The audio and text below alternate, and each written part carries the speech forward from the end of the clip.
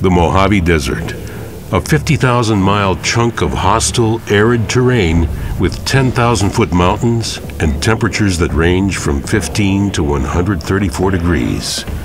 Seismically active and prone to earthquakes, it receives on average less than 2 inches of rain per year, making it one of the harshest climates on the planet.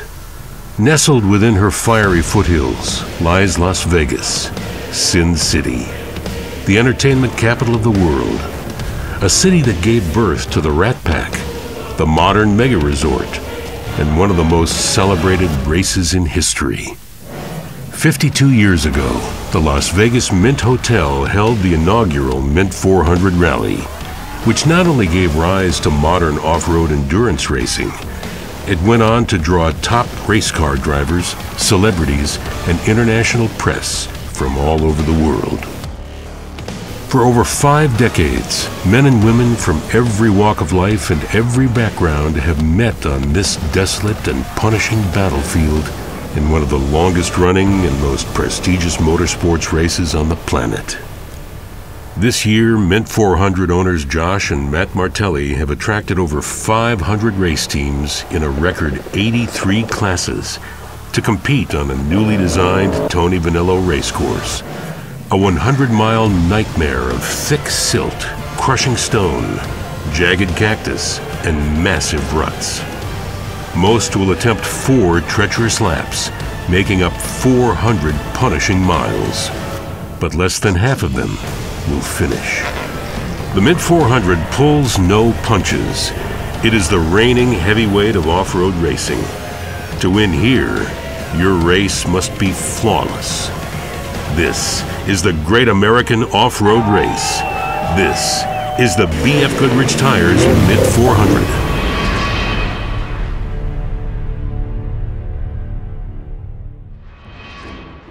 In April of 1968, at a time when NASCAR was barely out of its teenage years, the Mint Hotel executives greenlit the first ever Del Webb Mint 400 Rally. And what started as a fundraiser for the Las Vegas Gun Club quickly became an annual off-road festival. With promotional help from racing legends Mel Larson and Parnelli Jones, the Mint began attracting top drivers and celebrities from around the world. Legends like Al Unser, Rick Mears, Roger Ward, and off-road champions Mickey Thompson, Ivan Stewart, Jack Flannery, Walker Evans, and Rod Hall. Powerboat champion Bill Munsey, film and television stars James Garner, Steve McQueen, Larry Wilcox, Chuck Norris, and Ted Nugent all raced the Mint in the 70s and 80s. They helped create a mystique around the event that still exists today.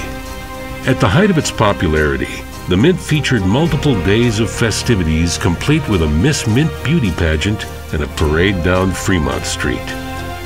The racers were treated like royalty. It was an unofficial city holiday, and race fans came from all over the country to watch the outrageous vehicles compete for huge cash purses. In 1971, Gonzo author Hunter S. Thompson covered the Mint for Sports Illustrated, writing, "It's the richest off-road race for motorcycles and dune buggies in the history of organized sport. A fantastic spectacle in honor of some fatback Arciero named Del Webb, who owns the luxurious Mint Hotel in the heart of downtown Las Vegas." Hunter's Fear and Loathing in Las Vegas articles were eventually published in Rolling Stone magazine before being made into a best-selling novel, which propelled the Mint to even greater popularity. But in 1988, the Mint Hotel was sold, and within a few years the race disappeared. It lay dormant like a sleeping giant for 20 years. In 2008, the once famous competition was unearthed, and like an old race car, it was slowly brought back to life. In 2010, the Martelli brothers, owners of the motorsports powerhouse production group Mad Media, produced a 1-hour television special on the race. It was so well received that they returned in 2011 with their second Mint 400 program. Then in 2012, they purchased the famous event and have spent the last 8 years working side by side with a growing legion of racers, volunteers, and off-road luminaries to make the Mint the crown jewel of the sport. What started as a one-day fundraiser back in the golden age of Las Vegas has now grown into a week-long festival with multiple events throughout the city and the surrounding areas. Over 500 race teams in 80-plus classes compete on a 100-mile course for 2 days in front of crowds that top 25,000, all while being streamed live via the internet to nearly 1 million viewers. Tens of thousands of off-road enthusiasts descend upon Las Vegas each March to party, race, and spectate, making the Mint 400 the great American off-road race.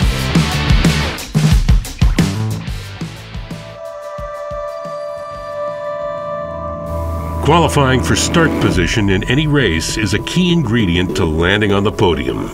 At the Mint 400, it's nearly impossible to come from behind and win while racing through the rough and unforgiving Nevada desert. Though each racer is timed individually, there are dozens of factors that affect the race, such as dust, lap traffic, and the ability to pass that all come into play on race day. It's far better to go hard at qualifying and start with a fighting chance than to hope for a miracle from the back of the pack. 2020 Mint 400, this is qualifying. We're on the backside of Apex. We got Nellis Orfrey's right down here. We got Las Vegas, my hometown, born and raised here. Matter of fact, when I first started racing buggies in the early 80s, this is the same desert right here that I started. I grew my teeth on, so super excited to be here. It's kind of an event in itself, you know. Honestly, it's with the amount of entries and stuff, you don't need to go out there and light the world on fire and qualify first, but it's also fun to go out there and drive as hard as you can to see how you stack up against the other guys. So, you know, try to find a balance there between, you know, pushing it, but also keeping the truck together and having a good spot for race day. This year, the Mint welcomed a new class to the 8th annual Method Race Wheels Time Trials, the Baja trucks. Second only in size and speed to their unlimited big brothers, this was their first year competing at the storied race. Race director Tony Vanillo lined the racers up and prepared them for their 5-mile timed sprint.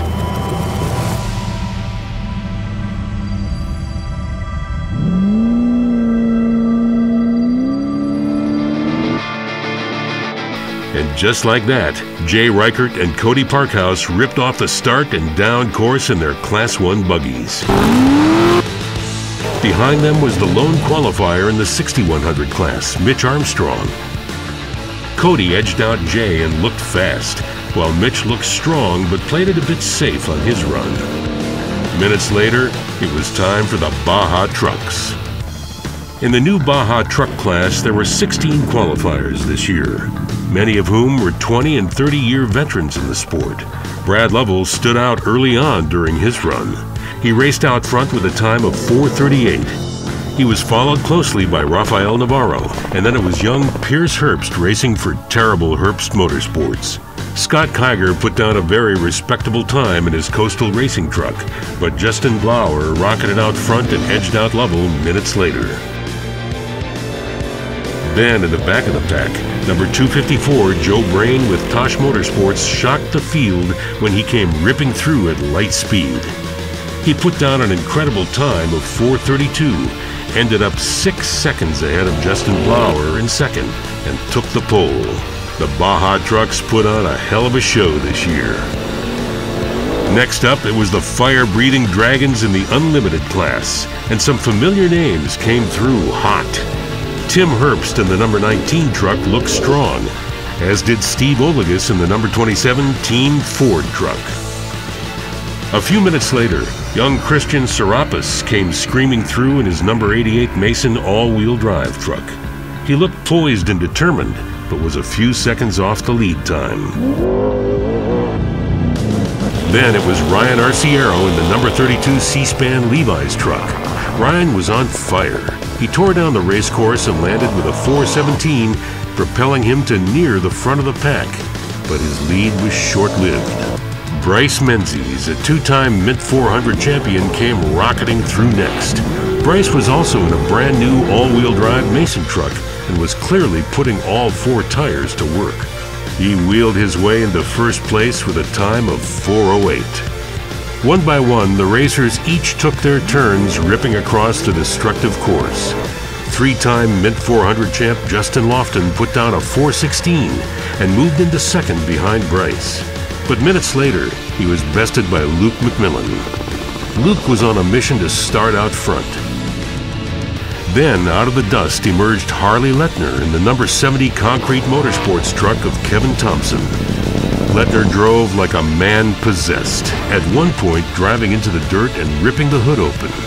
He flogged the truck hard and ended up crossing the finish a mere 0.6 of a second ahead of Bryce to move into first. The rest of the Unlimited trucks each took their turn fighting for starting positions. Honorable mentions include Sarah Price, who was driving the Chattanooga Whiskey truck, number 100 Dale Dondell, who slid into 5th place with his fantastic run, and number 127 Kyle Jurgensen, who was a late entry and ended up 2nd fastest on the day.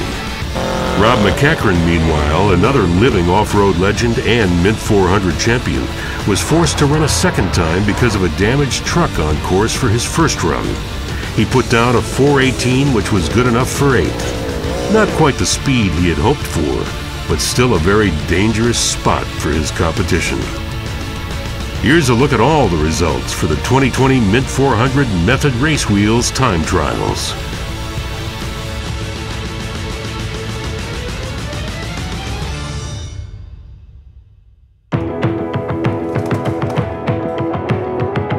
Most professional off-road racers get their start as young kids. The San Diego-based off-road race family of Steve Serapis and his sons Brett and Christian have a long and illustrious connection to the sport. Steve is a 4-time multi-class Mint 400 champion, and he paved the way for his sons to race initially in the Trophy Light class, then 6100 trucks, and now in a top unlimited all-wheel drive Mason truck. Excellence in school and athletics, combined with a strong family work ethic, has led to success in the family beer business and as a race team. It was always really cool to get to grow up born into the sport, watch my dad get to see all my idols drive, and dreaming one day that I would get to compete against some of them and one day get in a race car myself. I remember going to the 2004 Laughlin Desert Challenge, always excited to get out of school, spent a 6-hour drive with my mom driving to Laughlin to go watch my dad race his Class 1 car and trophy truck at the Laughlin Challenge. I've grown up going to Glamis and the sand dunes my entire life. I'd have my little 80 Suzuki and my brother and I would always be racing each other and just always dreaming one day, you know, instead of going 15, 20 miles an hour through the whoops here, I'll be eventually going 120 in a trophy truck. Just growing up, always dreaming that one day, and then at the age of 10, getting in my own trophy car and race car and getting to compete against people and my brothers, it was just the thrill of a lifetime. I'm sitting in class in elementary school. Whenever I wasn't paying attention in class, I was thinking of a trophy truck. I'd be riding a quad at 6, 7, 8 years old, little LT80 in Glamis, be daydreaming that I'm driving a trophy truck. So whenever I did different avenues like playing sports and doing extracurriculars after school, my heart was always in racing. I was very fortunate to go to college and run track at super prestigious programs like for the Oregon Ducks and the USC Trojans, but racing was where my head was at least a good 90% of the time. So I'm super fortunate that I'm able to do it after college, and to be able to team up with a guy like my brother is just a combination for success.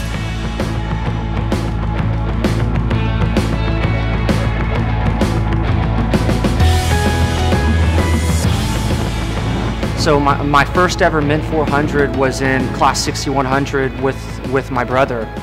We were fortunate enough to win the 2015 Mint 400 in the 6100 class by over 20 minutes, which is unheard of in a lot of these races. So we were really fortunate to have a team to get us to that level. And then next year was fortunate enough to hop in my first trophy truck. And that was my second ever race in a trophy truck. I think I had less than 500 miles in a trophy truck.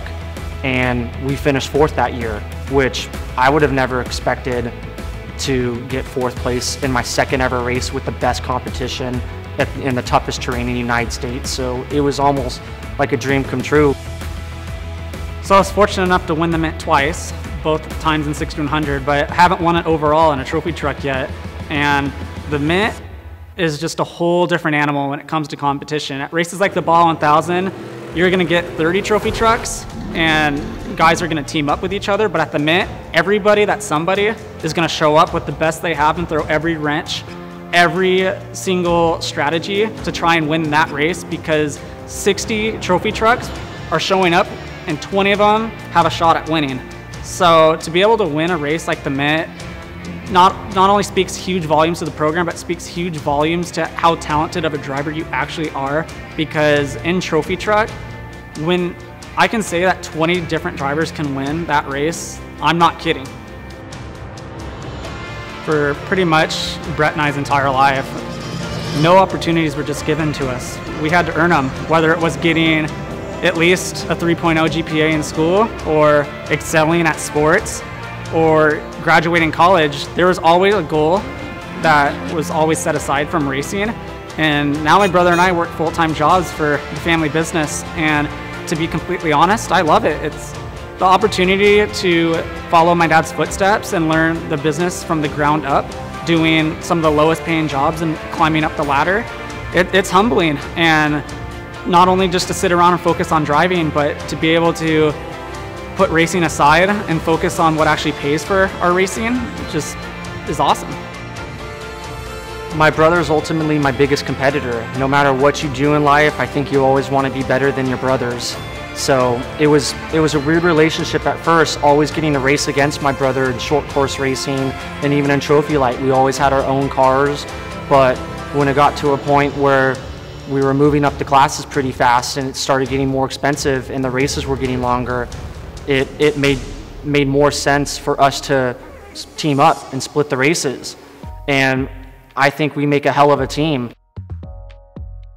Our two driving abilities combined, I think, has enormous potential to be something really special. We had a lot of experience and success in 6100 when we won a championship together, and I don't see any reason why we can't mirror that success in the trophy truck class. Well, I have a 27-year relationship with BFGoodrich tires, and the reason I have it is because they have always, in my opinion, made the best tire out there that gave me the best chance to win. Winning the Mint overall with my brother would just be flat out awesome.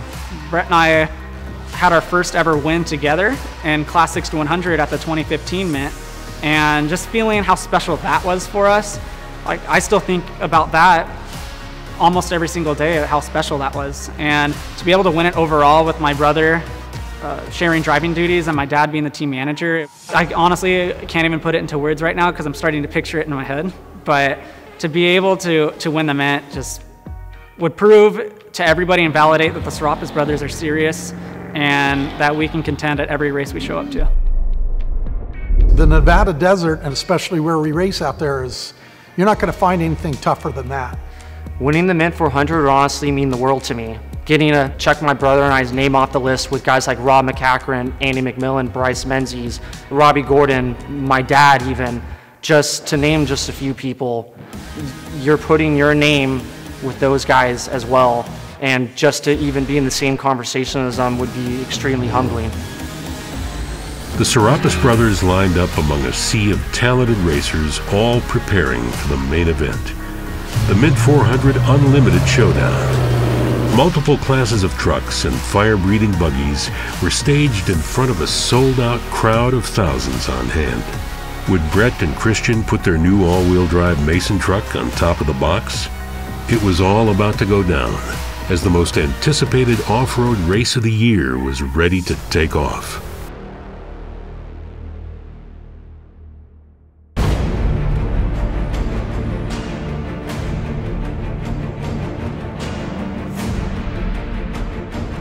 Saturday, March 7th, 11 a.m.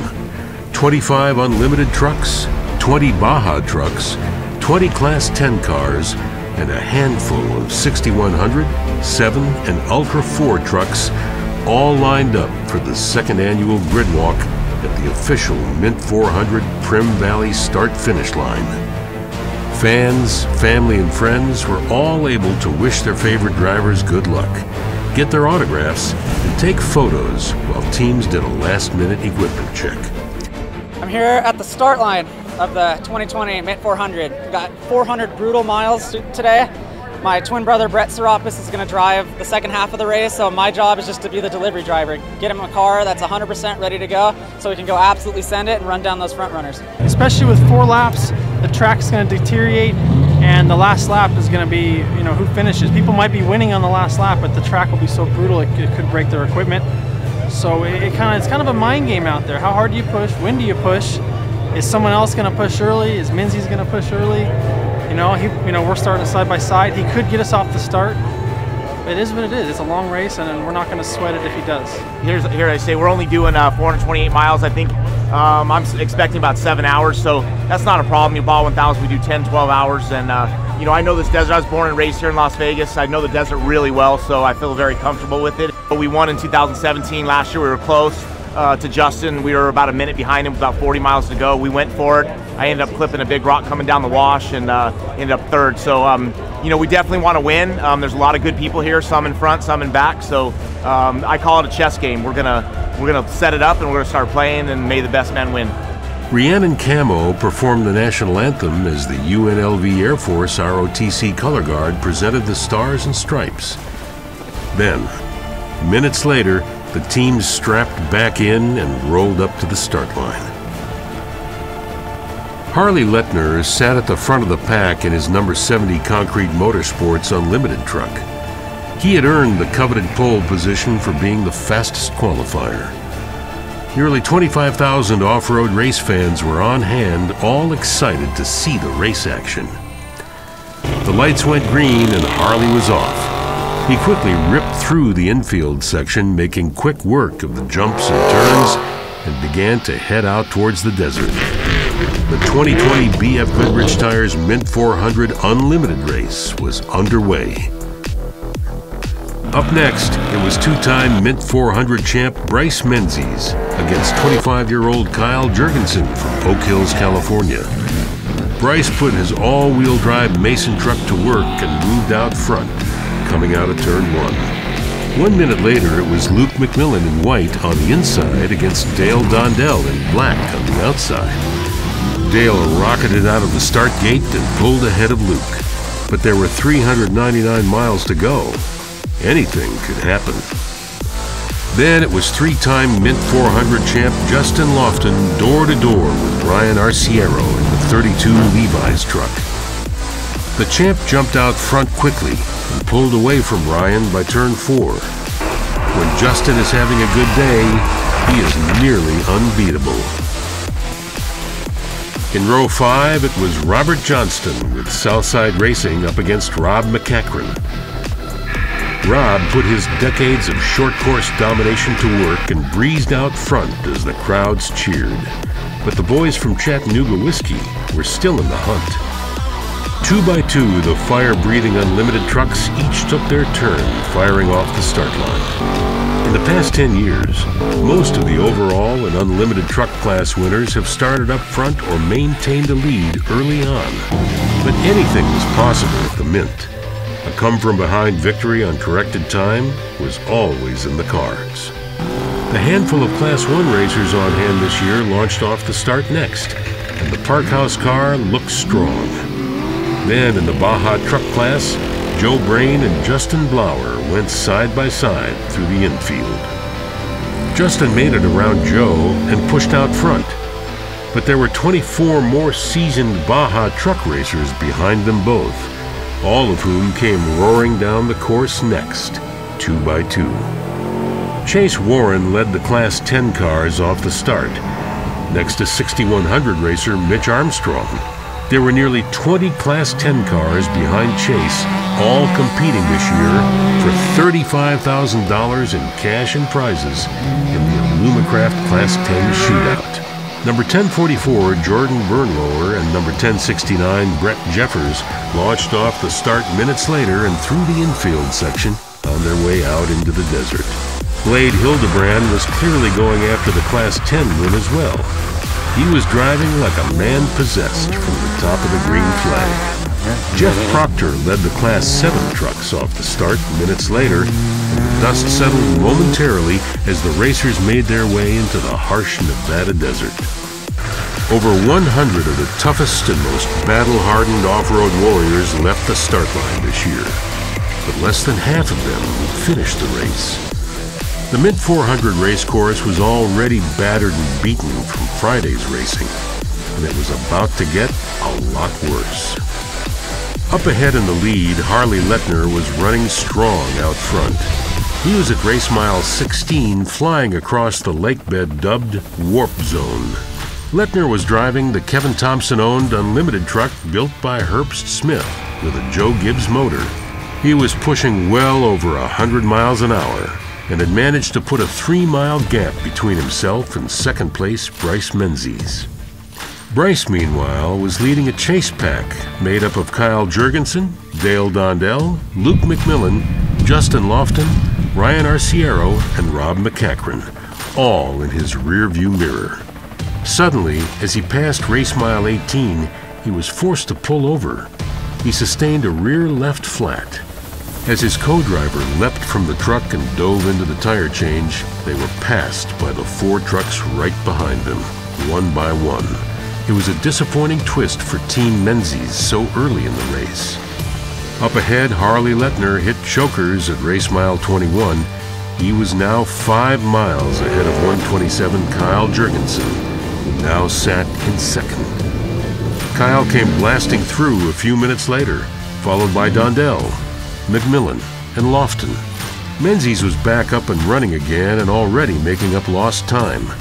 And Ryan Arciero in the 32 Levi's truck came through on a rail. He was being chased down by Rob Mack, who won the Mint overall in 2017. 15 minutes later, race leader Harley Lettner drove through Pit A. He was still ahead of Kyle Jurgensen, but his motor was running hot. The team decided to remove the hood quickly to see if they could increase airflow to the engine, and he was back on course in seconds. 214 Justin Blauer, meanwhile, was leading the Baja trucks through chokers. He was neck and neck with Joe Brain. They were a few minutes ahead of Adam Lund and Brad Lovell in third and fourth.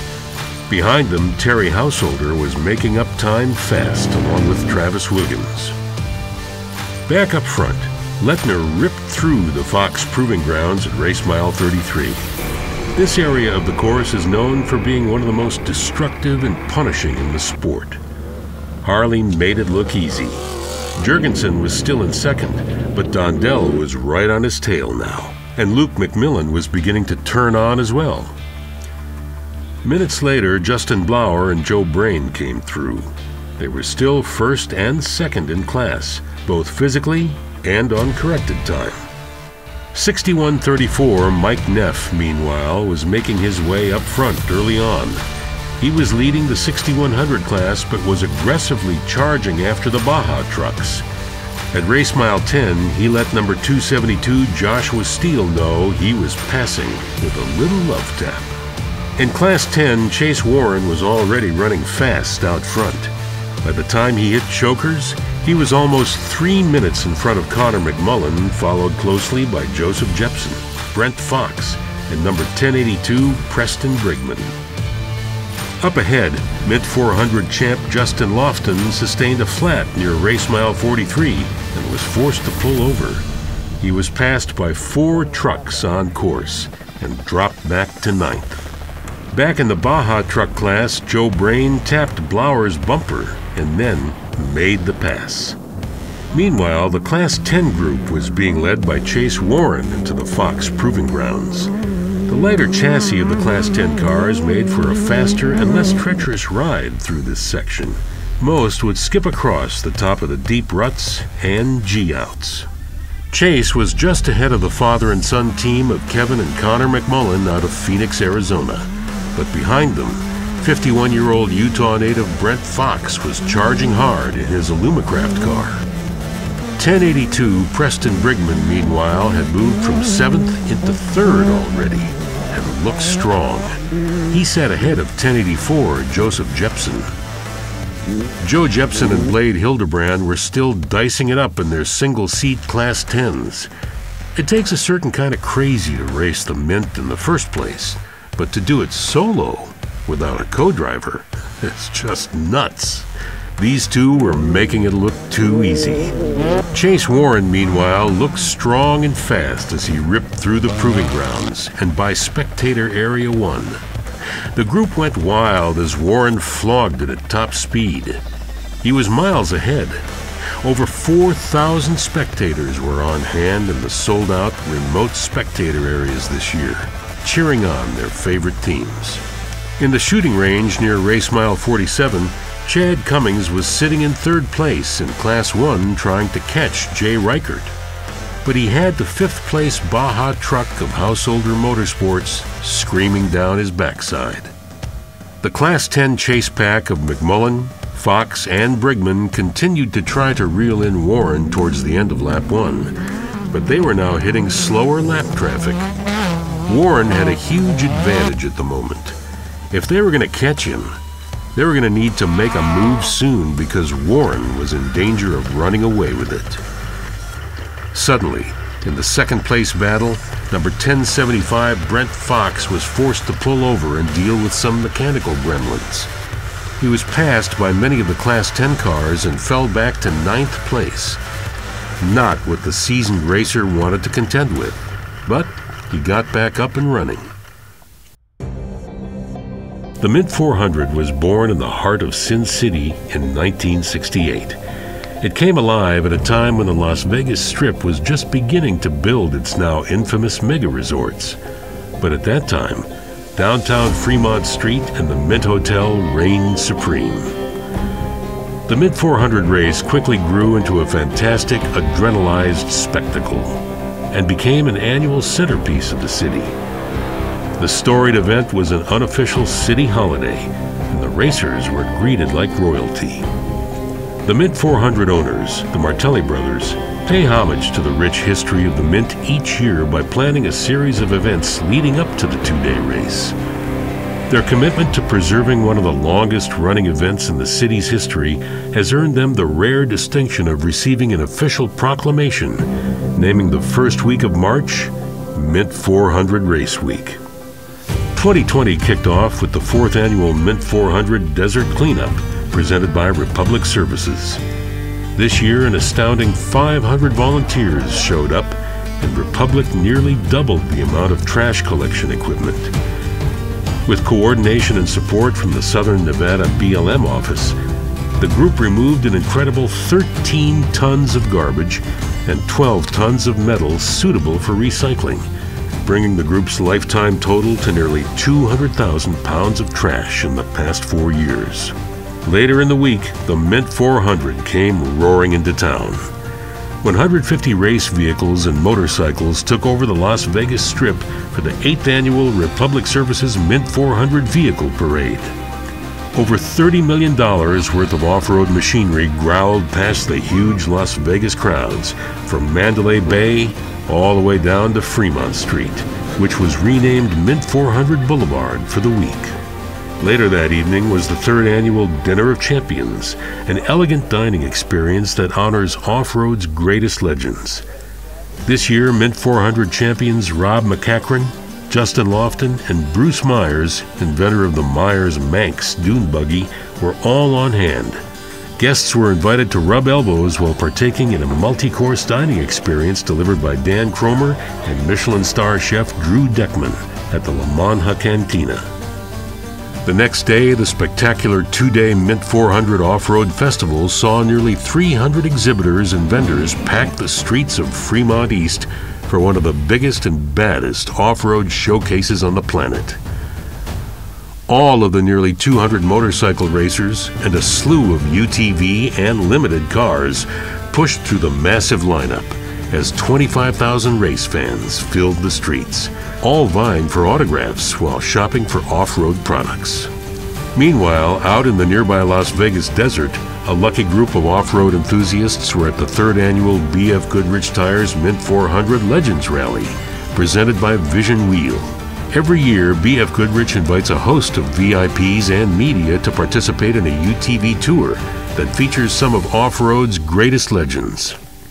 This curated thrill ride lets them see the original Mint 400 race course from 1968. This year, the group got to rip around in UTVs with Vision GV8 Invader wheels wrapped in BFG Mud Terrain TA KM3s.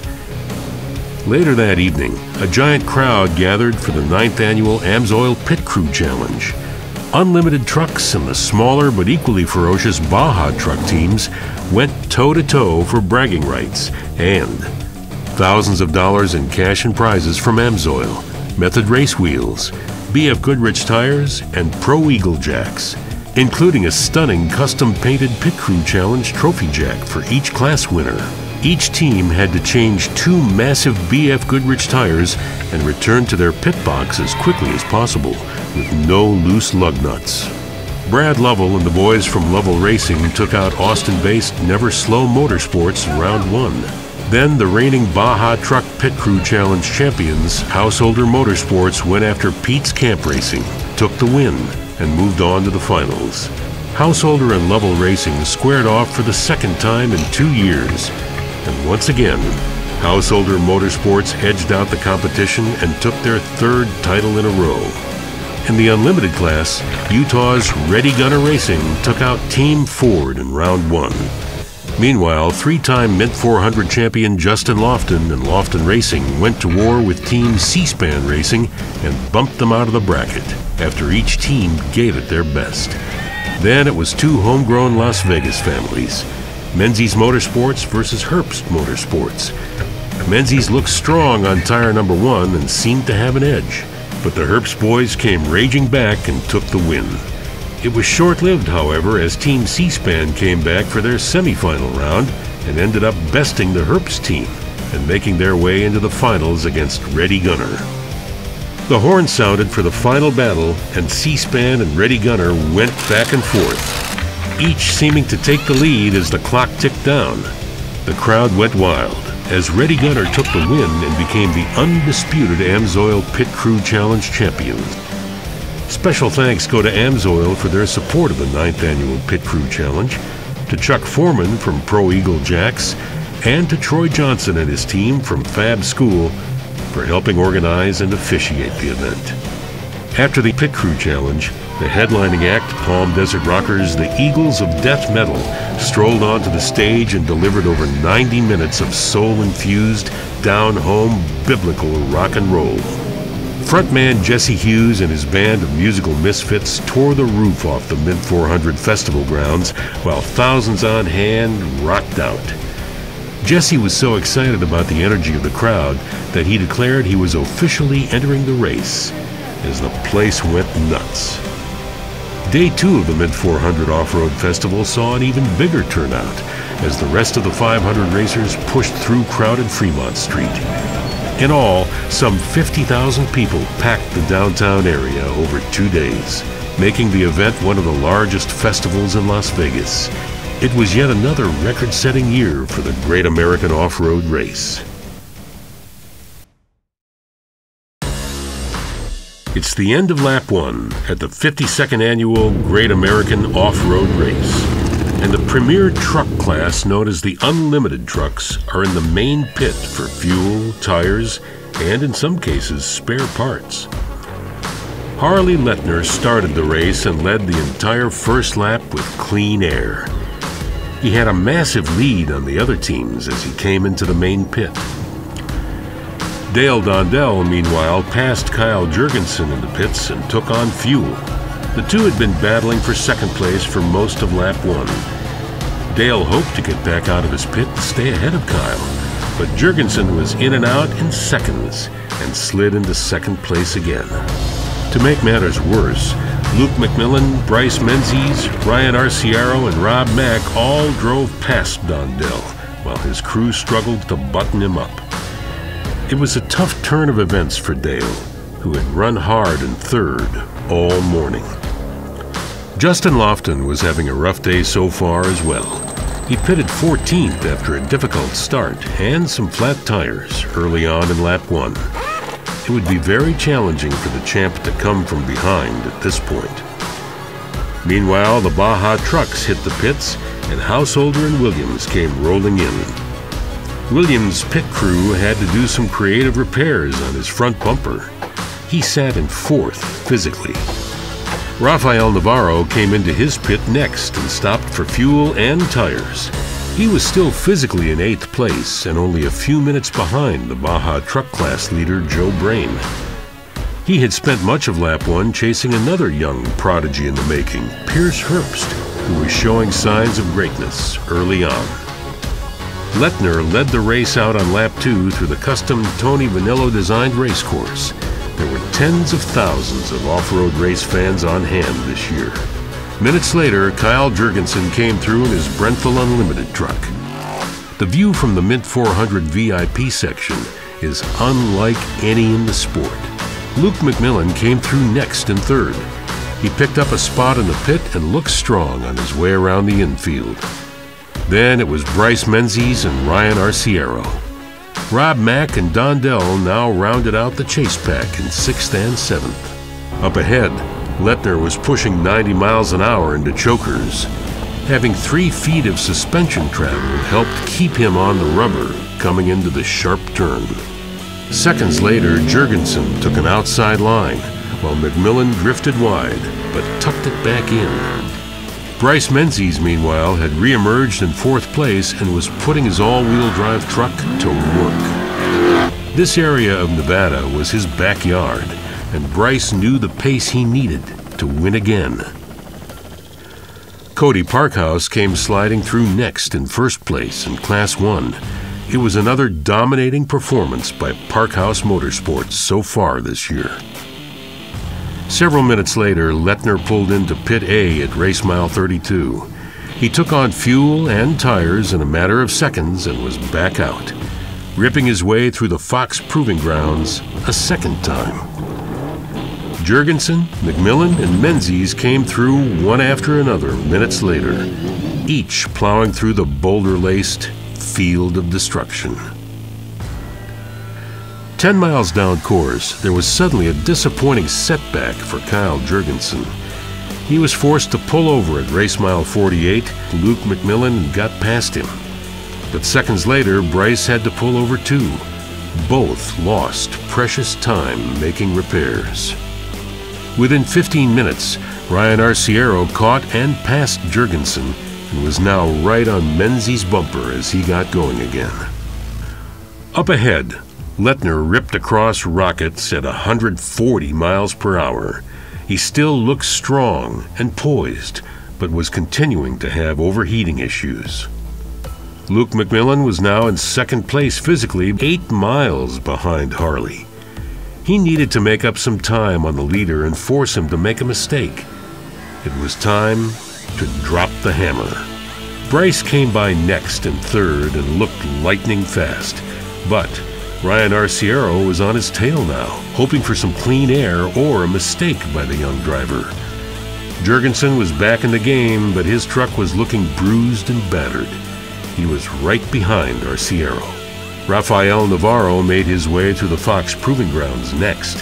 He was now 8th on course behind the Baja truck leader, Joe Brain. Several minutes later, there was a shakeup in Class 10. Number 1020, Connor McMullen, got around Chase Warren at race mile 30 and moved out into the lead.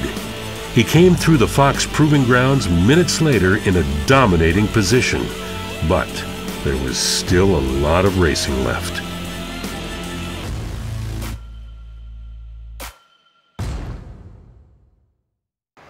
The father and son team of Brian and Cody Parkhaus have been racing for decades and have amassed an impressive list of championship wins.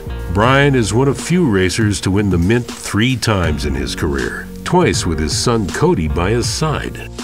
The family started Parkhaus Motorsports for fun before Cody was born, and what was once a hobby has now turned into a full-fledged professional race program.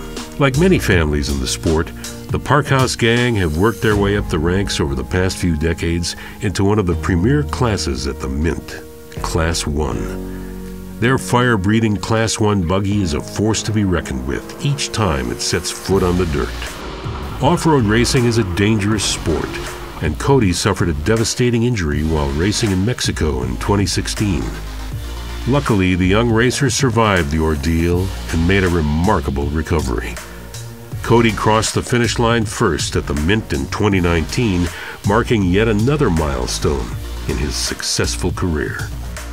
I got started in off-road racing by being born into it, essentially. My dad started a couple years before I was born. I grew up doing it. I loved it. I was hooked before I really even raced, but once I raced, I was fully hooked. When my brother started racing in 1600, Cody was getting to that age, and that was kind of the plan, to get him into 1600 and have him start getting some seat time.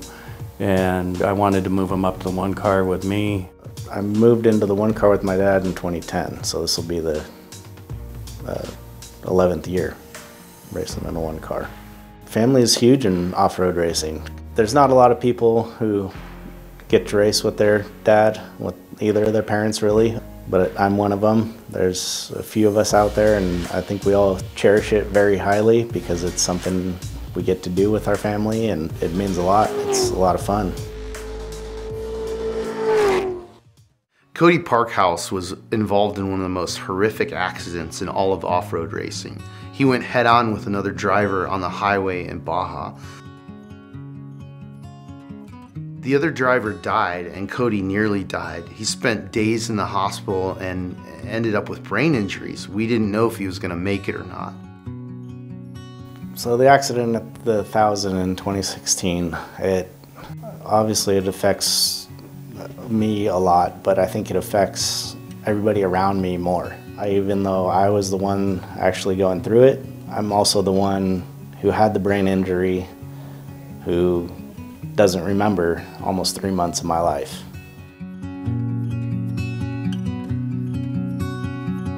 It's just kind of like a bad dream. I was actually back at Horsepower Ranch when we were staying because I'd gotten out on the Pacific side, and they came and got me up and we got going. It was just a tragic event, and nobody liked seeing any of their loved ones needed to be airlifted out. You know, we did a lot of soul searching. Cody wanted to keep racing, I wanted to keep racing, and we kept at it. But what's remarkable is not only did Cody return to off-road racing, but he's back at the top level. There's always a plan, and then everything happens. And a lot of times it's like throwing a grenade in a trash can. Good luck finding any of the parts again. If you have a flat early, 4 or 5 cars get by you, it's really difficult to come back from that. The BFGs have been really rugged and hold up to the abuse that we put them through. I mean, the flat that we had, I smashed about a refrigerator that was a rock, and I'm like, holy cow. And had to run on it for like 30 miles to the next pit. So it was not good, but we still did it. If we won in 2020 again, it'd be amazing. I mean, that'd be a back-to-back win. It'd be our 3rd win in Class 1.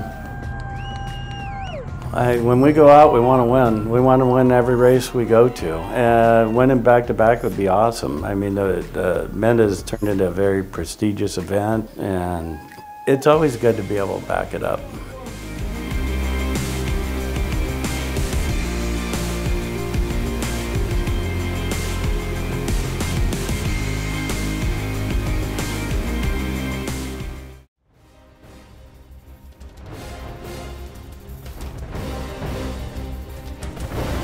It's the end of lap 2 at the Great American Off-Road Race, and Luke McMillan, who had moved into 2nd place, was suddenly forced to pull over.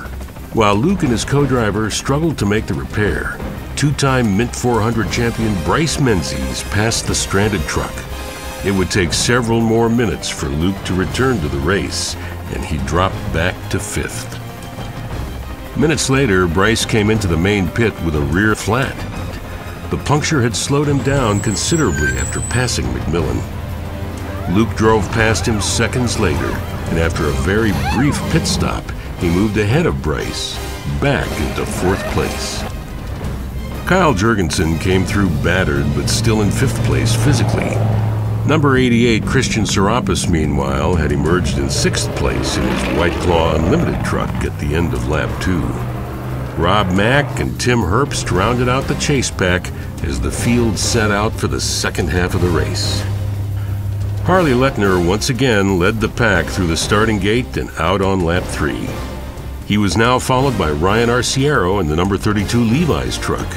Luke McMillan was in 3rd after passing Bryce Menzies in the pit and sat in 4th overall. And Kyle Jurgensen was still in the hunt in 5th place. Lettner hit the warp zone for the 3rd time and once again looked unstoppable. He was clocking well over 150 miles an hour and was 13 miles ahead of the next truck on course.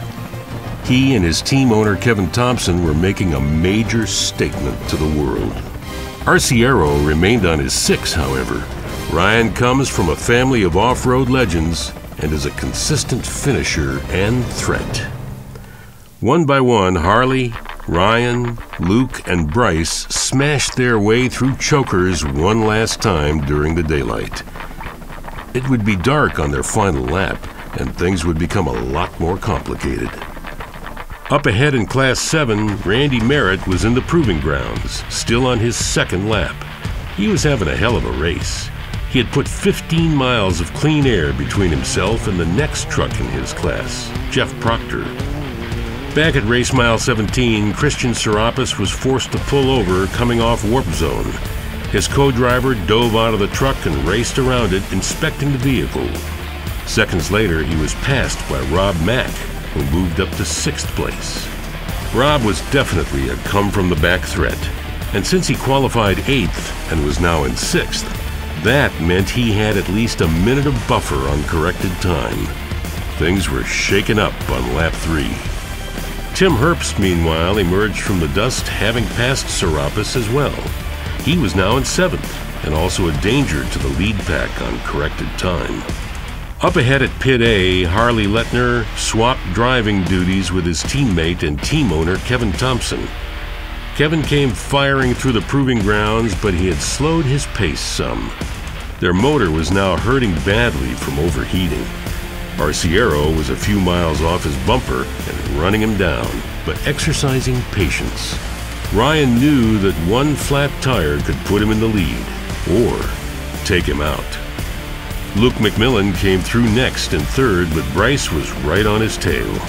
Bryce was in a newer all-wheel drive truck with a bit more power than Luke's, but that didn't necessarily mean Luke was outmatched. Meanwhile, in Class 10, Connor McMullen and Chase Warren were still dicing it up. They reached Pit B, where McMullen was forced to stop, and Warren took the opportunity to make the pass. It was another major shakeup in the Alumacraft Class 10 shootout. Back up in the shooting range, Bryce sustained another flat and was forced to pull over again. He was passed by Kyle Jurgensen, and he lost about 2 minutes, dropping back into 5th. Bryce's co-driver, Orrin Anderson, was getting one heck of a workout swapping 130-pound spare tires. Up front, Kevin Thompson was still in the lead, but Arciero was catching up fast. To make matters worse, his overheating issue, which had plagued the Concrete Motorsports team all day, was about to go critical. Thompson and Lettner had driven the motor so hard, it was literally beginning to melt down, knocking like an old diesel and losing power fast.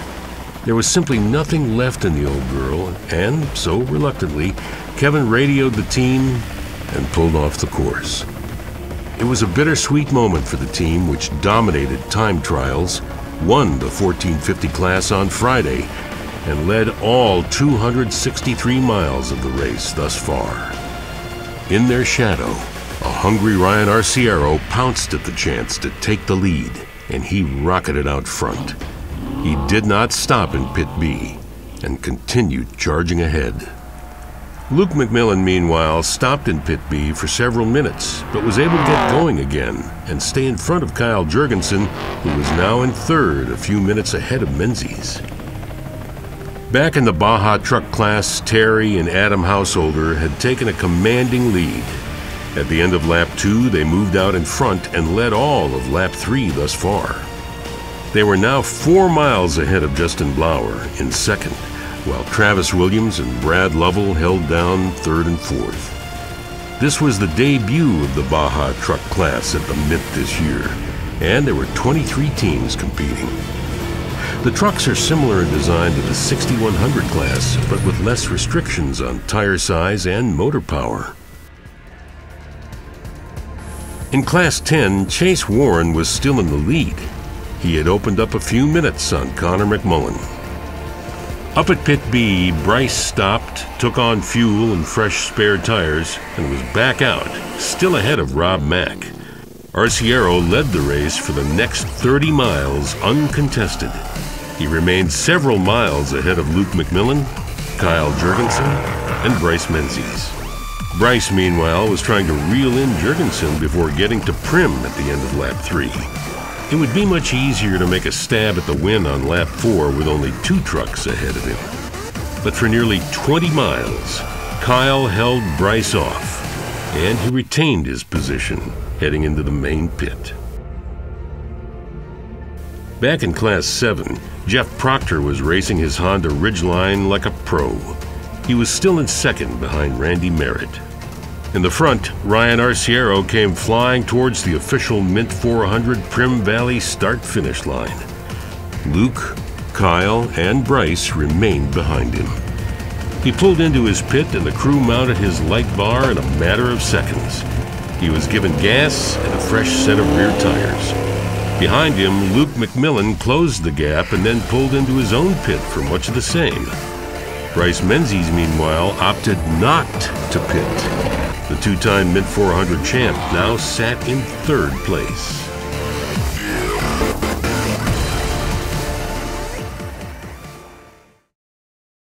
The Navarro family has been racing off-road competitively for 3 generations, and Rafael Navarro IV has been steadily climbing the ranks of professional racers since winning a Class 10 championship in 2016. The family owns and operates Pete's Camp in beautiful San Felipe, Mexico, which offers a gorgeous front door view of the Sea of Cortez. Pete's Camp has become an outpost for racers and friends from the off-road community, and it's under the banner of Pete's Camp Racing that the family ventured north to compete at the Mint 400 in the Baja truck class. As my dad's off-road racing family kind of grew, I started going to the different races, going to the Mint when I was a kid, going to Laughlin, all the different races around in the States and down in Baja with different family friends and stuff like that. And ever since then, it's just kind of been increasingly just more fun, more stuff, more experiences that I've experienced, and it's been an awesome ride. You're always on the go, you're always getting ready for the next race, so what do? What's natural? You bring your kid, and being a boy, what better fit is there, right? Your heroes become his heroes, and that's how we bonded and we've grown, and we share a love and a passion for the same thing. Being a third-generation racer it means a lot to me. I'm really proud of that fact because, racing is something that we do, that we love. And what's awesome is that, every race we go to, I know my grandpa and dad are gonna be there no matter what. That's kind of one of the coolest things. Being a third-generation racer, we all eat, sleep, and breathe it. That's all we want to do. And to have their support, it means the world. All in all, the family cores and values were all maintained. That was my deal with my dad. Hey man, get good grades, get a degree, you get to go racing as much as you want, we're gonna support you. College was a mandatory thing, getting an education, super important. And my love for racing, that really pushed this drive for me to go get an engineering degree. I loved it. This stuff was at its core what I wanted to do, problem solving. At the end of the day, I got the degree, and now I get to use it in my day-to-day, working on the race truck and designing new parts.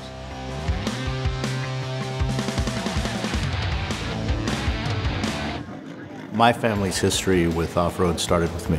As far as getting myself into a seat with racing, I said, okay, Dad, help me at least do it once. You've asked me to go on to professional studies, and I've graduated from UCLA. I'm going to be going to law school. Would you at least help me get into one race? He lived up to it, and he said, yes, I will. I remember the first race that he entered. And his first race was he was just riding along. And the driver, the owner of the car, couldn't continue because a lot of dust got in his eyes. It was a lot of silt. And he asked my son, here, you want to drive? He said, yeah! So he jumps into the Burro Loco, and then he described the races. Man, Papa, we were flying. And they put another co-driver with him. And he went around, and he made it through. And he finished, and they finished in first place.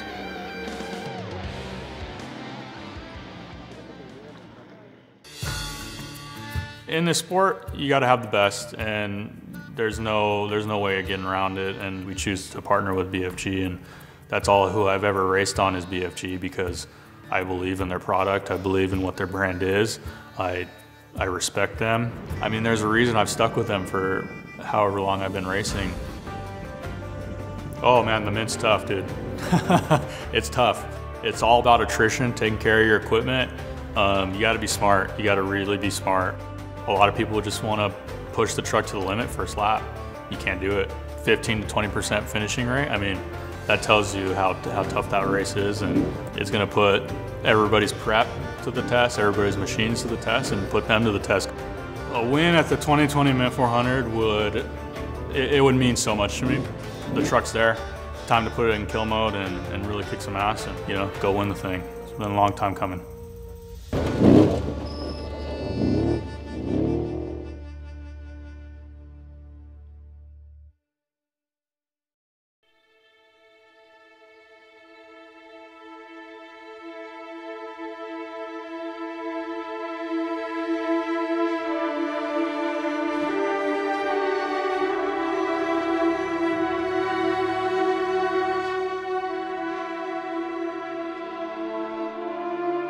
It's the final lap of the most challenging off-road race in America, and the race course is strewn with broken and battered vehicles everywhere. Of the more than 100 racers who left the start line, nearly 30% of them have already succumbed to mechanical failure. The course has eroded into a jagged minefield of unearthed boulders and blinding, chalky dust. And the racers have been driving for 5 hours non-stop at breakneck speeds. And if that wasn't enough, it was about to get very, very dark.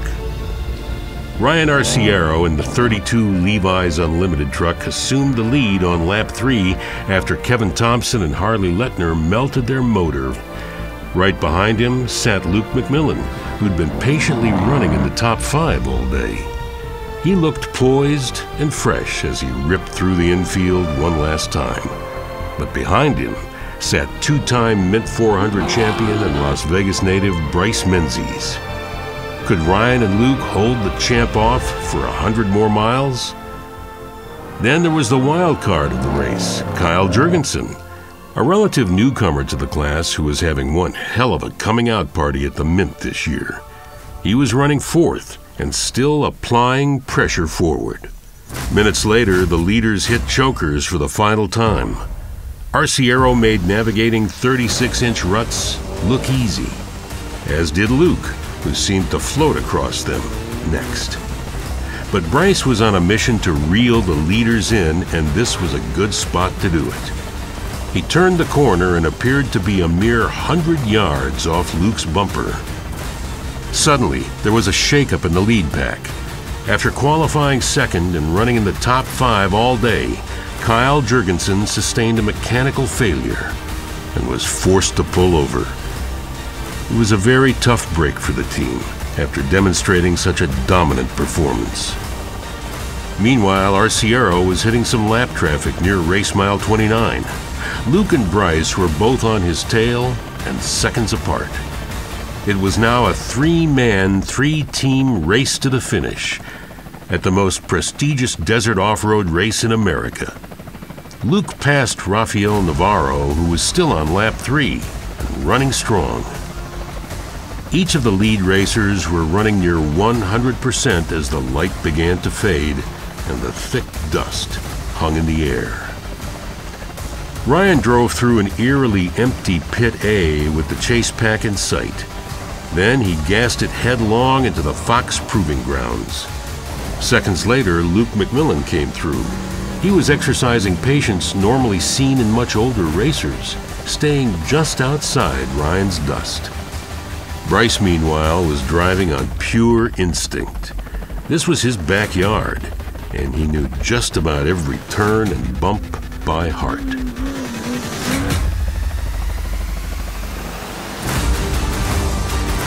Minutes later, they raced into the quarry and spectator area 2, a short course style section of the track with lots of quick turns and elevation changes. Luckily for all of them, it wasn't pitch dark yet, and the crowd went nuts as they passed through one final time. They worked their way past the quarry and up towards the shooting range. There were still a handful of racers from other classes on the course. Minutes later, Ryan came firing across rockets at breakneck speed near race mile 63. Luke was right behind him and came by seconds later, followed by Bryce Menzies, who was now pushing up very close to Luke's bumper. All 3 racers came driving through Pit B, but none of them stopped. There was no time for fuel or tires. Stopping now would mean giving up an overall and class victory. Arciero launched out of Pit B and down course, still in front. Meanwhile, back in the Fox Proving Grounds, the Parkhaus team came through and were dominating Class 1, running out front as well. Number 38, Eric Husted, and number 19, Tim Herps, were still charging along, 13 miles behind the leaders, in 4th and 5th place in Unlimited. Then, up ahead, there was another major shakeup in the lead pack.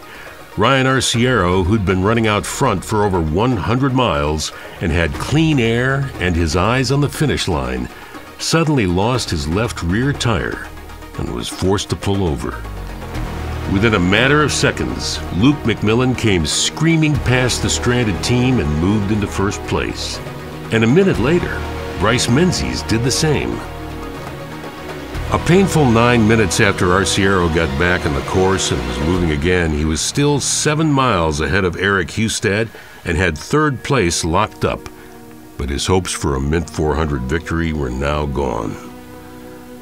Up ahead, Luke McMillan remained focused and poised, but with 2-time Mint 400 champion Bryce Menzies breathing down his neck.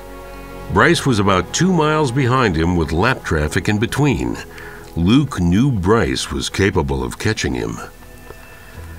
The last 11 miles seemed to drag on forever, but Luke finally hit the home stretch. He came flying across the finish line with a time of 6 hours, 49 minutes, 52 seconds, over 8 minutes ahead of 2nd place Bryce Menzies. 27-year-old Luke McMillan of McMillan Racing from El Cajon, California, driving for 4-Wheel Parts, BFGoodrich tires, Fox shocks, and Method race wheels, celebrated with his co-driver Jason Duncan and the entire McMillan race team as they were presented with a $10,000 check from Fox shocks and a $25,000 check from BFGoodrich tires, in addition to the $15,000 overall Mint 400 purse.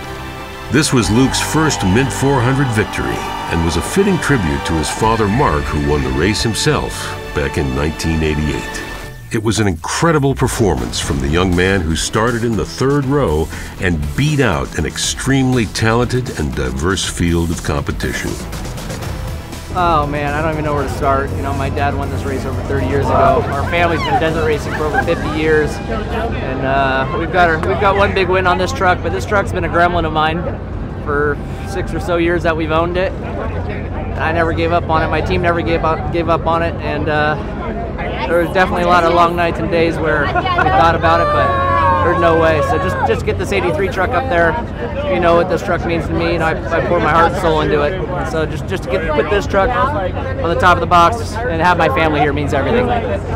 we pushed it hard all day. The 4th lap, I mean, as expected, was just gnarly, just square edge and just tough. You know, there's just times where we're screaming second gear. I go, let's pull it in 3rd just to take it easy on the drivetrain or whatnot. But we were chasing guys all the way, all day long, going back and forth. Right now, Arciero got out in front of us and finally pulled over with about 40 miles to go. And from there, it was just, I had to put my head down and focus on each and every turn to not get distracted, to not let my mind wander. And you know, all we had to do was not get a flat tire. And BFGoodrich tires is absolutely dominant. You know, I mean, there's no question about it. And I'm so proud of our team to put the BFGoodrich team along with the Method race wheels, 4-wheel parts, and Piston Pete's beer on top. Woo! Number 1, baby! Bryce Menzies would have to settle for 2nd place this year. It was a very respectable performance for the Las Vegas native after pushing hard all day. And Ryan Arciero took 3rd after leading for much of lap 3 and 4. It was a bittersweet podium finish for the seasoned racer, but a fantastic showcase nonetheless. He finished a mere 90 seconds behind 2nd place after 400 miles of hell. Tim Herps, Steve Olegas, and Rob McCachran each came rolling through the finish over the next few minutes. Then the team of Parkhaus Motorsports came flying across, 1st in Class 1. They would end up 90 minutes ahead of 2nd place Jay Reichert. It was the 3rd Mint 400 victory for Brian and Cody Parkhaus and a dominating win this year. In the Baja truck class, another father and son team, Terry and Adam Householder, came across the finish line 1st. They beat out 2nd place Justin Blauer by 6.5 minutes, and Travis Chase, who took 3rd. The Householders' 3rd consecutive AMSOIL Pit Crew Challenge win and their dominating performance in the Baja truck class was proof their team was a force to be reckoned with. In the Alumacraft Class 10 shootout, 34-year-old Preston Brigman from Highland, Utah took home 1st place. He finished several minutes ahead of Brent Fox and Connor McMullen, who took 3rd. The 3 men would split $35,000 in cash, all thanks to Alumacraft, Pro-Am, Competitive Metals, CBR Performance Products, and Redline Performance. Mike Neff would end up finishing 1st in the 6100 class, and Randy Merritt took home the win in Class 7. Here's a look at the top finishers from every class for the 2020 BFGoodrich Tires Mint 400 Unlimited race. While the Unlimited class winners and their teams began to celebrate and recover, there were many teams still on course, struggling to complete their races. It would be several hours before many of these drivers would see the finish line, but they refused to give up. Number 54, Robert Johnston, raced for over 10.5 hours, but still managed to find the checkers, as did Heath Shoup in the 232 Baja truck, a testament to the perseverance and stamina of his team. Just finishing the Mint is an incredible accomplishment, and this year was by far one of the most difficult on record. Of the 500-plus race teams that left the start line, only 47% finished the grueling marathon.